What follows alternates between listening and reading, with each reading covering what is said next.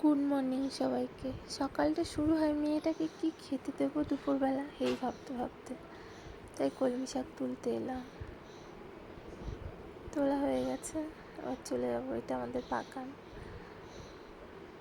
দেখো সবাই। এটা কিন্তু আনারস না, এটা বেনারস।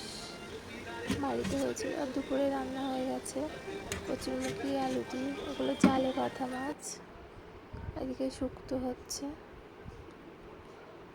মাছগুলো না সব আমাদের ওই জাল পেতেছিল পুকুরের কানা দিয়ে দিয়ে, তাই পড়েছে।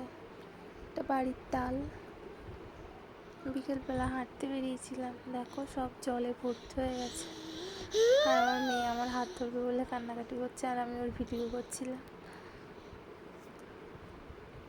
দেখো চারিদিকে শুধু জল আর জল।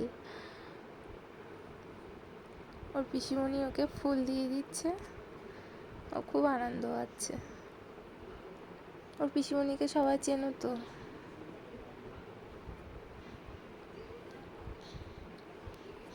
এই যে সোনামা খেলা করছে। এদিকে আমার মা বাবা এসছে আমাদের বাড়িতে। এদিকে নারকেল নিয়ে এসছে, জাত কুমড়ো, আলু, আর নিয়ে এসছে বাড়ির দেশি পাঙাশ মাছ। ওইটা দিয়ে আলু বেগুন দিয়ে রান্না করবো রাতে। এগুলো পাঙাশ, বাড়ির পাঙাশ, একদম হলুদ, তেল হয়েছে খুব। এদিকে তাল ফিসে নিয়ে এসছে। আমার মেয়েকে মা তিলক আর মালা পরিয়ে দিয়েছে, আর ও নাচ করছে। ও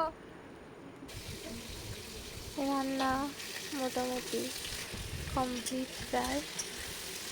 গুড নাইট সবাইকে, ভালো থেকো, সুস্থ থেকো। মিনি ব্লগ ভালো লাগলে লাইক কমেন্ট করো। Bye bye.